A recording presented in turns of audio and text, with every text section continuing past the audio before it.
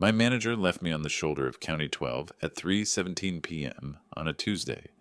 Sun straight up, heat bouncing off the asphalt, dust in my teeth. He leaned across the steering wheel, smirked like we were sharing a joke I wasn't getting, and said, "You think you know better? Great. Get out. Do whatever you want."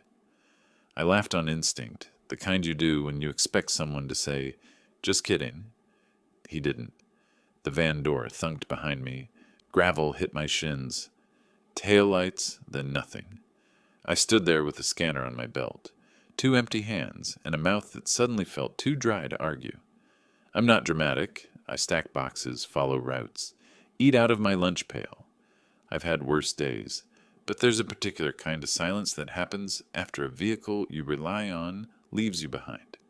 It's not quiet. It hums, power lines, cicadas, a far-off dog. Your brain starts doing math, distance back to town, water left in the bottle, the way your name will look typed on a resignation letter. I tightened the strap on my cap and started walking, because standing still looked too much like agreeing. My name's Nate. I'm 29. I work for a local delivery outfit that pretends it's bigger than it is because the owner bought 2 vans with the same wrap and parks them nose to nose like mirrors. My manager's name is Ryan. He's 32, shaved jaw, always a cologne you can taste before you smell it. He's the kind of person who calls disrespect banter.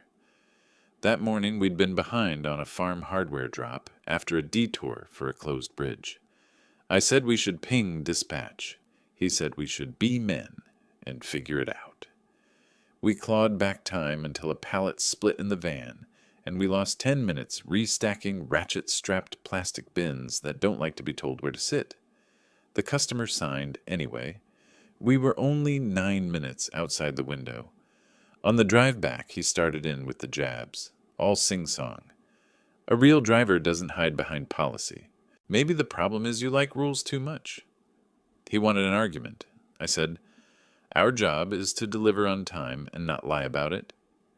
He punched the hazard lights, eased onto the gravel, and that's when he told me to get out and do whatever I want. Then he did whatever he wanted and left. There isn't a handbook chapter for that. I checked my phone.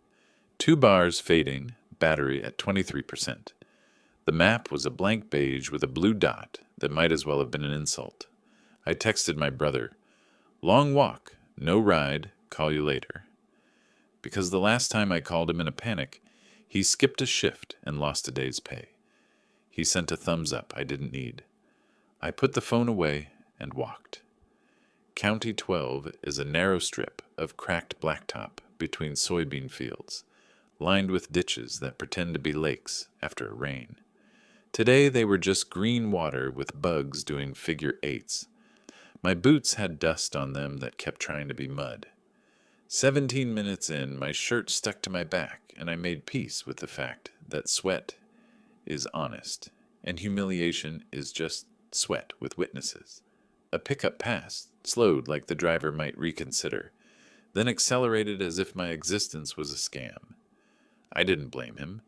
This is the era where every stranded man is either a podcast episode or a setup. I kept walking.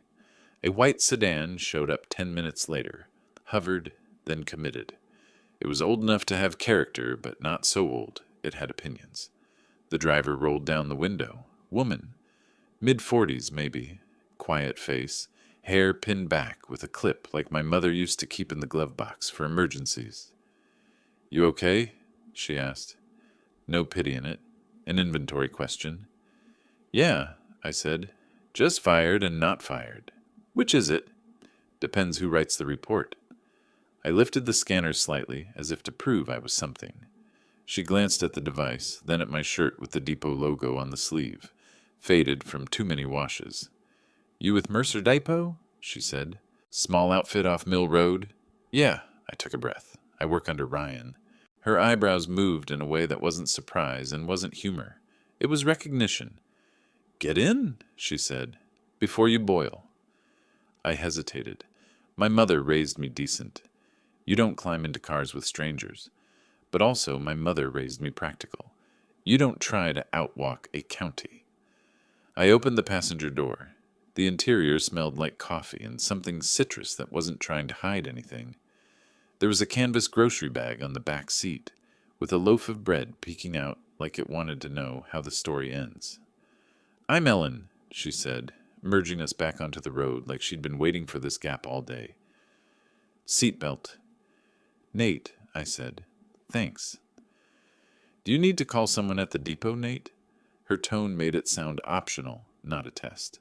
"I should," I said, and didn't touch my phone. We drove. The air from the vents was cool without being aggressive. She didn't fill the space with small talk, which meant I wanted to. That's how quiet works. It pulls instead of pushes. My mouth started before my permission did. He told me to get out and do whatever I want, like it was a favor. "Ryan uses the word favor a lot," she said. "You know him?" "Everyone knows him a little." She checked the mirror. "He's loud in hallways." I snorted, then hated myself for snorting. "He's also good at making you think you imagine the loud." "That's his best skill," she said. I drank the last of my warm water and put the empty bottle between my knees. The scanner beeped twice like it wanted to be relevant. "You ever have someone make you apologize for the weather?" I asked. "Once," she said. "I fired him." I looked at her, then looked away because staring is a tax you shouldn't make strangers pay. "You work in HR?" I said, and heard the edge in my voice that sneaks in when you're tired of forms pretending to be solutions. "Something like that," she said. "How long have you been there?" "Year and 8 months," I said. "I like the work. I like the roots. I like knowing which gate squeaks, and which dog only barks at men in hats. I don't like the shifts that never end, or the way he treats the guys who don't laugh right. And the owner? On paper, present. In person, only when the coffee machine breaks." I shrugged. I shouldn't be talking like this to a stranger. "I'm not your confessor," she said. "I'm just giving your feet a break." The fields changed from soy to corn, and the road widened into 2 real lanes.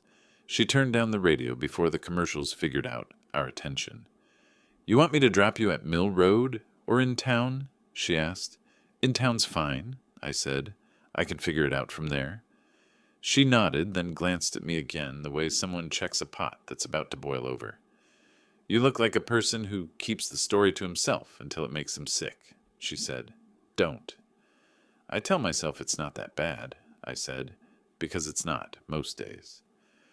"Most days isn't the standard," she said. We crossed the county line. A billboard announced a fireworks store that had been closed since September. The first few houses appeared, porches with chairs that meant people still sat outside when the air cooled. She put on her blinker for the turn into town like it was a formality, and also a courtesy. "I appreciate this," I said. "You didn't have to stop." "No one has to do anything," she said. "That's the problem and the blessing." She paused. "You said you work under Ryan. You don't." I waited for the rest of the sentence. It didn't come. She seemed content to let it hang like laundry. "You know a lot about a man from the way he parks," she added finally. "Ryan parks crooked, even in open lots." "That checks out." We rolled past the diner, where my crew likes to order too much pie on payday. Because if you don't overdo something on payday, the day resents you. She pulled to the curb in front of the hardware store. Engine idle, a patient sound. "Do you want me to call the depot for you?" she asked. "No," I said. "I'll handle it." "You'll try," she corrected, not unkindly. "Here." She reached into the center console, pulled out a napkin and a pen that had been alive longer than some marriages. She wrote a number. The handwriting was deliberate. "If he gives you trouble, text me where you are," she said. "Or don't. Sometimes men need to handle things quietly to believe they handled them." "You always talk like fortune cookies that are smarter than me?" It came out lighter than I meant. She didn't blink. "Some days," she said. "Today I talk like someone who knows the depot. Take tomorrow off." "I can't just—" "You can," she said, "if you want." She put the car in park, like a punctuation mark. I stared at the number on the napkin. It wasn't a trick. The ink bled a little into the fibers. I folded it once and slid it into my wallet behind a laminated fishing license I always forget to use. "You didn't ask how I know Ryan," she said. "I figured if I needed to know, you'd tell me." "That's the right answer." She put the car back in drive. "Be well, Nate." "Thank you," I said, which felt small compared to the shape of the help. I stepped out. Heat hit me again, but it wasn't personal this time. I watched her turn at the light and disappear into the afternoon like she belonged to it. I stood there long enough to make the man inside the hardware store look up twice. Then I went in, used the bathroom sink to scrub the dust off my face, and stared at myself in the warped mirror until I looked like someone I recognized. I called the depot from the alley behind the store where the smell of cut lumber hides whatever else you don't want to smell. Ryan answered on the second ring, voice bright like he'd been rehearsing indifference. I hung up. I wasn't ready to be spoken at. I texted the owner instead. "Van left me on County 12 per manager instruction at 3:17 p.m. Return to town on own. Will file a written report." It was the most professional sentence I've ever sent while damp. I bought a bottle of water I didn't need because you don't use the store's bathroom without buying something. I walked to the bus stop and sat on the metal bench that always remembers last winter. An old guy beside me talked to his dog about the weather in a voice that didn't require me to answer. I breathed. Hands steady. Phone face down. Napkin weight like a secret in my pocket. By the time the bus hissed to a stop, I felt like I'd been put back into my own day instead of somebody else's. I went home, put my boots at the door, put my shirt in the sink, and wrote everything down while it still sounded like truth instead of performance. When I closed the notebook, the room was quiet in a way that felt earned. I don't know what you're supposed to do after a man tells you to do whatever you want and then demonstrates what he wants with tires. I made eggs. I folded 2 towels. I lined up my keys on the counter because it's my counter and I like straight lines. I didn't text Ellen. I didn't quit. I didn't forgive. I sat with it until the afternoon turned into evening and the light in my kitchen went the color of the road that had held me up when nothing else did. Then I set an alarm for early and slept like a person who would decide in the morning.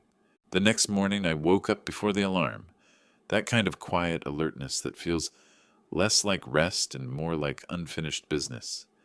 The sun wasn't even through the blinds yet, but I was already dressed, boots on, wallet in pocket.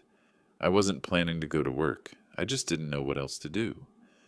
By 7, my phone had 5 missed calls, all from Ryan. No voicemails, of course. He's the type to believe silence is more intimidating than words. I didn't call back. Instead, I made coffee, sat by the window, and watched a trash truck back down the street, like it knew exactly where it belonged. That's what I wanted. Direction that didn't need justification. At 7:22, a text came in. "Ryan, need to talk. Where are you?" Me. "Home." He didn't answer, which was fine. I wasn't ready to perform forgiveness. By 8, my phone buzzed again. A different number. Unknown. "Ellen, you took the day off?" I stared at the screen for a moment. I hadn't given her my number. Then I remembered the napkin. Maybe she had mine from some depot log. Still, it made me pause. Me. "Trying to." Ellen. "Good. Don't go in today." There was no signature, no emoji, no tone to interpret. Just certainty. I didn't reply. I poured another cup of coffee that didn't taste as certain. By noon, the heat had settled into the walls, and I started thinking about rent, bills, and the fact that my job, for all its misery, kept me alive. I was halfway through convincing myself to head in when another text came through, this time from Ryan. "Call me now." I didn't, but I did check my email, a habit I never had until working under him. 3 messages, the last one from the depot owner, Mr. Mercer. "Ryan has filed an incident report regarding insubordination during yesterday's run. I'd like your statement by end of day." Of course he did. The man left me in the dirt and still managed to play the victim before lunch. I stared at the email until the words started blurring into something more manageable. Just shapes, no meaning. Then another notification. "Ellen, He's faster at lying than learning. Don't worry. My heart thudded. She knew again. Too much. Too precisely. I typed, then deleted, then typed again. Me. How do you know what he's saying? No response. Not for an hour. Then, Ellen, because I've heard it before. At 2, I finally caved and drove to the depot. The parking lot was nearly empty. Ryan's van wasn't there. His favorite spot by the fence sat open, oil stains still wet like a ghost. Inside, the air conditioning was too high, the kind of cold that covers tension. The front desk girl, Shannon, glanced up like I was the day's roomer. Mr. Mercer's in his office, she said, already pity in her eyes. I walked down the hall that always smelled like cardboard and old coffee. The door was cracked open. Voices, low, quick, not good. Ryan's tone first, defensive. Look, he left the route, Mercer. That's not on me. Then Mercer's, dry, skeptical. You left him 30 miles out. Ryan laughed. That fake, casual sound that always preceded a lie. He asked to get out? I stepped inside. That's a lie. They both turned. Ryan's smile flickered. Well, look who decided to show up. I didn't ask to get out, I said. You pulled over and told me to walk. I did. Mercer looked between us. You're saying he abandoned you? Yes, I said. Middle of County 12. Time stamped at 3:17. You can check the GPS log. Ryan's jaw twitched. We were having a disagreement. You were having a tantrum, I said. The air thinned. Mercer leaned back. That's enough, he said. Both of you. I'll review the route data. Ryan shot me a glance meant to promise consequences. You'll regret this, he muttered under his breath as he walked out. I didn't reply. I just watched the back of his head. The way it moved slightly too confidently for a man who'd just been caught. On my way out, Shannon handed me a sealed envelope. This was dropped off for you, she whispered. No name, just said it's important. I opened it in the car. Inside was a single folded sheet of paper with handwriting I recognized immediately. Ellen's. Don't explain yourself to people who already chose their version of you. Just let them see the real one. E. Underneath, a printed GPS screenshot. It showed Ryan's route from the previous afternoon, ending not where he claimed, but 15 miles north, at a private property owned by Mercer Logistics Holdings. Timestamps, speed, coordinates. He'd lied to the owner. My pulse slowed. For the first time in months, I felt leverage. That night, as I sat at my small kitchen table, my phone buzzed again. Ryan, we need to fix this. Don't make me your enemy. I typed, then deleted, then finally sent. Me. Too late. I already met one of your friends today. No response. Not from him. But 15 minutes later, I got another message. From Ellen. You did well. He'll hang himself faster than you can push. Sleep. I didn't sleep. I sat up, staring at the paper on the table. Her note, the GPS data, and the echo of her calm voice in my head. She'd said something the day before, soft, almost offhand. You don't have to chase fairness. Sometimes it finds you. I didn't understand it then. But when I woke up to 6 missed calls from Ryan the next morning and an email from Mercer asking me to come in for a formal discussion about management conduct, it started to make sense.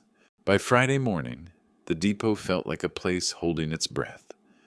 Ryan's van sat crooked in the lot, engine cold, a coffee cup still balanced on the dash like it had been left mid-sentence. Inside, nobody was talking. You could hear paper move, pens click, the hum of the soda machine in the corner. Shannon kept her eyes on the screen, but her shoulders said she was listening to everything. When Mercer's door opened, I expected a lecture, maybe even a warning. Instead, his voice came out steady and surgical. Ryan, he said, we'll start with you. Ryan shot me a look that should have come with a legal disclaimer, then followed Mercer inside. The door closed. I waited in the hall, the kind of waiting that turns your stomach into a clock. 15 minutes passed, then 20. Then the door opened again. Ryan came out first, face like a bad poker hand. Mercer didn't look up. "Nate, in here." I stepped in. The blinds were half closed, striping his desk in lines of light and shadow. There was a folder open in front of him, the kind that already knows the ending. "Sit down," Mercer said. He didn't waste time. "How long have you worked under Ryan?" "Almost 2 years. And how long has he been doing this?" "Depends what you mean by this, sir." He looked up. "The harassment, the falsified reports, the way he treats people." That last word, people, hit like a small mercy. Most managers just say staff. I hesitated. "Since I got here," I said. "He's good at staying just inside the line." Mercer turned the folder round. Inside were printed emails, GPS logs, time cards, but what stopped me cold was the last page, a transcript. "Audio files 07A, van recorder, past June 18th. Ryan. You think you know better than me? You're replaceable, Nate. You're a name tag. Me. You're out of line. Ryan. You're out of a job if I say so. Get out." My own voice sounded smaller on paper, but it was real. It was proof. Mercer said, "This came in anonymously. Along with this," he slid over a small USB drive in a clear evidence sleeve, "contains 38 recordings, 6 months of them.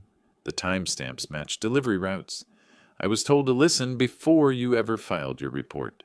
"Told by who?" I asked that, but my chest already knew the answer. Mercer leaned back. "Ellen Moore.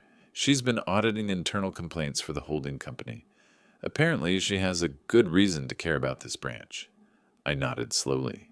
"Yeah, I met her." His eyebrows lifted. "So you're the guy from County 12? "Guess I am." He closed the folder like sealing a verdict. "Ryan's been suspended pending investigation. He'll be gone by Monday. The board wants to meet you next week. We'll discuss next steps." I didn't say thank you. Not because I wasn't grateful, but because gratitude felt too light for what this was. This was oxygen. As I left the office, Ryan was in the parking lot, pacing with his phone pressed to his ear, arguing with someone who wasn't arguing back. When he saw me, he stopped mid-sentence. "You think you won?" he said. His voice cracked halfway through the word, won. "I didn't play," I said. "You did?" He stepped closer, jaw tight, fists half-formed. "You think you're some hero?" "I think I walked," I said, "and you chased yourself off the road." He stared at me, face twitching between rage and disbelief. Then his phone buzzed again. He looked down, read something, and his whole posture shifted. Shoulders sagged, eyes hollowed. He didn't say another word. He just got in his van and left for the last time. That night, I couldn't sleep. Not from nerves, from noise. My phone kept lighting up. Unknown numbers, random messages. "You think you can ruin a man's career and walk away? You don't know who you're messing with. We know where you work." I didn't reply. Didn't need to. At 11:47, a final text came in from a number I did know. "Ellen, don't respond. He's unraveling. It's almost done." Almost done. I got up, walked to the window, and saw headlights pull up across the street. A black sedan I didn't recognize. It idled for a minute, then drove off. I laughed under my breath. Fear and relief sound the same sometimes. Saturday morning, there was an envelope taped to my door. No address, no name. Just my initials written in blue pen. Inside, printed emails between Ryan and a supplier. Fake invoices, overbilling, mileage padding.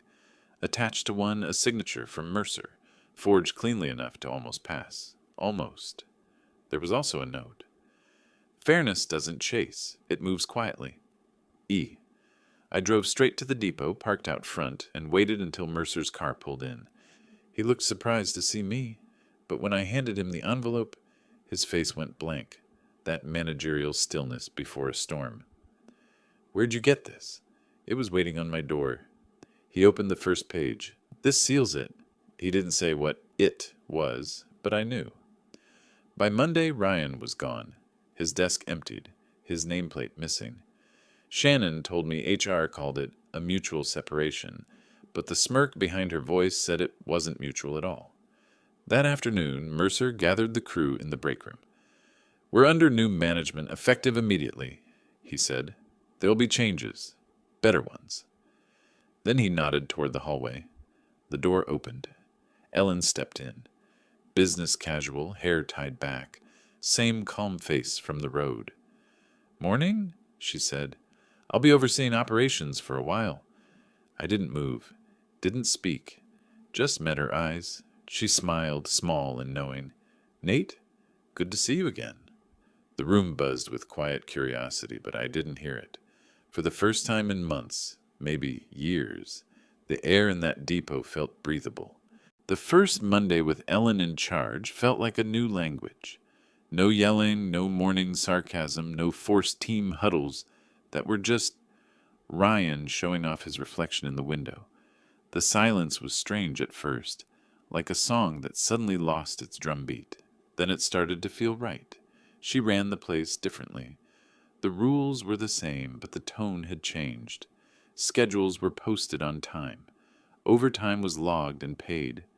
The radio in the warehouse played low, not loud. Even the air smelled cleaner, maybe because stress doesn't have an odor until it leaves.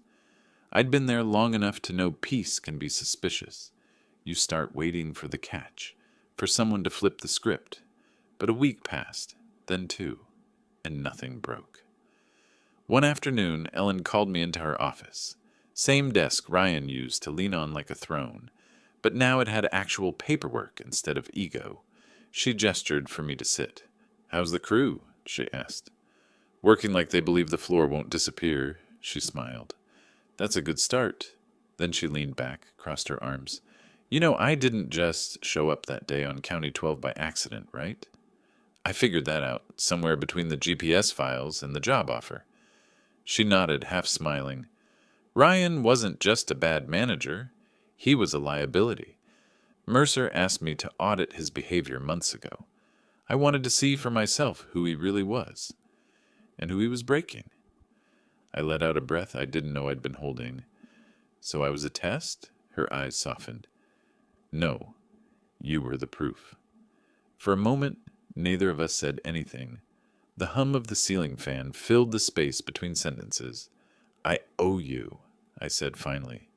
"You owe yourself," she replied. "You kept your dignity in a place designed to take it. Most people forget that's the first promotion they ever get." I smiled, but it came out tired. "You talk like someone who's been there." "I have," she said. "We all answer to someone until we decide not to." She opened a folder and slid it toward me. "This is for you. Lead driver position. Same hours, better pay. You'll train new hires and keep this place honest." I looked down at the papers, then back at her. "You sure about that?" "I wouldn't offer it if I wasn't." I signed. Not because I wanted revenge or recognition, but because for once the person offering me something wasn't lying about what it cost. That night, I walked home instead of driving. The air had that late summer heaviness that smells like metal and forgiveness. I passed the spot where Ryan once cornered me about missing inventory. The corner where he'd laughed about firing people like he was cutting weeds. The ghosts of those conversations didn't sting anymore. They just existed like old graffiti. Reminders, not wounds. When I reached my building, the porch light was flickering again. I tightened the bulb, the simplest repair in the world, and it felt symbolic anyway. Inside, I made coffee I didn't need and sat at the table with the same notebook I'd used the night Ryan left me on the road. I flipped to the last blank page and wrote 3 words. I stayed standing. The next morning, an email pinged. Anonymous, no subject. Just a single line. "He won't bother anyone again." No name, no signature, but I didn't need one. Ryan had been removed from the company registry. Mercer made sure of it. Word around the warehouses said he'd moved out of town. Some said fired, others said forced. Either way, the story was over. I deleted the email and smiled. Not the grin of a man who'd won, but of one who'd finally stopped losing. At work, Ellen passed me in the hall, coffee in one hand, clipboard in the other. "How's the new title feel?" she asked. "Like a jacket that actually fits," I said. She nodded. Good. Keep it clean. Weeks went by. Routes got smoother. The new hires looked me in the eye instead of over my shoulder. The depot felt less like survival and more like a place you could build a life around. Sometimes, when the afternoon light hit just right, I'd catch myself remembering that stretch of County 12. The heat, the dust, the moment my pride broke and rebuilt itself in the same breath. It's strange how a road can become a teacher. Ryan had said, "Do whatever you want." I did. I told the truth, and I waited. And when fairness finally arrived, it wasn't loud. It came in a white sedan with a calm voice and a quiet smile. And it stayed just long enough to remind me that some endings aren't explosions. They're exits. That evening, before locking up the depot, I stood in the doorway and looked out at the parking lot. The sun was low, painting the vans gold. My reflection in the glass looked like someone I didn't recognize. Not because I'd changed too much, but because I'd finally started to look like who I was supposed to be. I turned off the lights, locked the door, and felt the key settle in my palm. It wasn't just metal anymore. It was proof. Proof that sometimes you have to be left on the road to find the right direction. And for the first time, I walked away from work without looking back.